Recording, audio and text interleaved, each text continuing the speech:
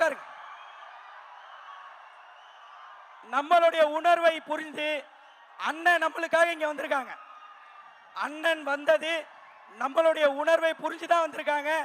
தயவு செஞ்சு யாரும் எந்திரிச்சு வர வேண்டாம். அவங்கவுங்க இடத்துல உட்காருங்க. யாரும் எந்திரிச்சு வர வேண்டாம். அவங்கவுங்க இடத்துல உட்காருங்க. பேரிகேட்ஸ் பேரிகேட்ஸ் தயவு செஞ்சு உட்காருங்க. சீட் உட்காருங்க உட்காருங்க. அவசரப்படாதீங்க, உட்காருங்க. செக்யூரிட்டி